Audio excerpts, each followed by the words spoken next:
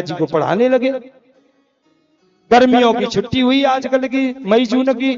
प्रहलाद जी घर आए, मैया ने श्रृंगार किया और सिर पे चोटी बना दी, फूल लगा दिए और कहा जाओ बेटा पिताजी को प्रणाम करके आओ। प्रहलाद जी गए, हिरण्यकश्यप ने अपने बेटे को गोद में बिठा लिया और बोला बेटा पढ़ाई ठीक चल रही है? हाँ पिताजी बिल्कुल ठीक चल रही है। अच्छा बेटा तो कोई अच्छा सा पाठ सुना। अच्छा पिताजी अच्छा सा सुनाऊं? हाँ। तो नारद वो प्रहलाद जी बोले पिताजी ये गृहस्थ जीवन ही सबसे बड़ा भवकूप है, जो इसमें एक बार फंस जाता है फिर वो निकलने का नाम ही नहीं लेता है। कब तक? जब तक मेरे नारायण कृपा न करें। उस नारायण की कृपा के बिना इस भवकूप से निकलना असंभव है। जो नारायण का नाम सुना सोई प्रहलाद को गोद में से फेंक दे। और संडा मर्क जी वहां खड़े थे, सोई आंख निकाल गए, दुष्ट ब्राह्मणों ये क्या पढ़ा रहे हो?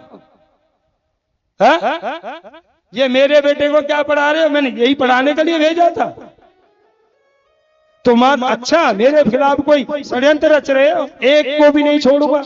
संडा मर्ग जी कहां पे गए? बोले हमने नहीं पढ़ाया है, ये तो पढ़ा ही आया, पता नहीं कहां से आया। पर महाराज आप नाराज मत हो, इसे हमें दो। हाँ बोले लेके जाओ, आइंदा कोई ऐसी बात नहीं इसके मुख से निकलनी चाहिए। संडा मर्ग जी बोले ठीक है। अब संडा मर्ग जी ने प्रहलाद जी को डांटा, क्यों रे तू दैत्यों के वंश में ये बबूल कहां से हो गया? ये तुझे पढ़ाया किसने? लेकिन प्रहलाद जी मुस्कुरा। अब दूसरी मई जून की छुट्टी फिर पड़ी, फिर प्रहलाद जी घर आए, मैया ने फिर श्रृंगार किया और कहा जाओ पिताजी को प्रणाम करके आओ। पिताजी ने फिर गोद में बिठा दिया और बेटा पढ़ाई ठीक चली? हाँ पिताजी। तो बेटा अब की बार कितने पाठ याद किए हैं? प्रहलाद जी बोले 9।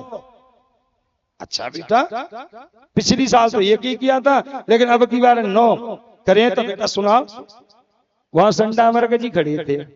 प्रहलाद ने इशारे में कहा देख लो गुरु जी पिताजी अच्छो पाठ सुनना चाह रहे हैं, और जब मैं अच्छो सुना तो कहूं तो फिर क्रोध करते हैं। अगर तुम्हारी आज्ञा है तो सुनाए दूं। संडा मर्ग जी कांप गए, पता नहीं वो क्या सुनाएगा, कहीं मरवा न दे।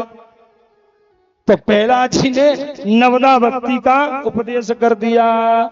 सर्वणम कीर्तनम विष्णु सिमरणम पाद सेवनम अर्चनम बंधनम दास्यम साख्यमात्मनेदनम इति कुसाम्प्रता वैष्णव भक्ति चेन विलक्षण।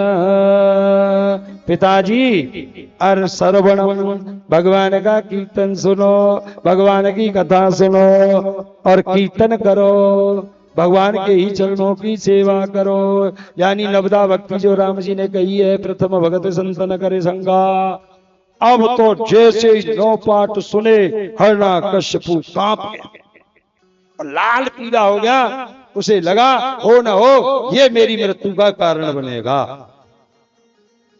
तुरंत जल्लादों को बुलाया, कहा इस बच्चे को मार दो। लेकिन जिस पर ठाकुर जी की कृपा हो उसे कोई नहीं मार सकता। बहुत प्रयास किए लेकिन नहीं मार पाए। खूब गर्म खंबे से चिपकाया, हाथियों के नीचे खुंदवाया, पहाड़ियों से गिराया, लेकिन प्रहलाद का कोई कुछ नहीं बिगाड़ पाया। अब हिरण्यकश्यप बड़ा परेशान कि मरता भी नहीं है।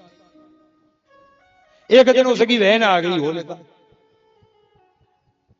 और जैसे ही वो आई बोली भैया क्या बात है?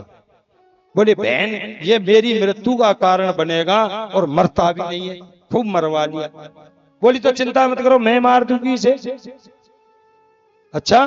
बोले हाँ मेरे पास एक ब्रह्मा जी की चुंदरिया है, मैं उसे वो ओढ़ के बैठ जाऊंगी, मैं नहीं जलूंगी ये जल जाएगा। तुम एक काम करो लकड़ी लाओ और आग जलाओ। सबने ऐसा ही किया, उसे बिठा दिया। लेकिन भगवान की कृपा वो शीतल चुंदरिया होलिका, उसका नाम होलिका था, उस पे से उड़ी और प्रहलाद जी पे पड़ी। वो जल करके राख हो गई, लेकिन पहला चीजों की तो निकली। अब तो हिरण्यकश्यप की चिंता बढ़ने लगी कि भाई मेरी मृत्यु का कारण है ये।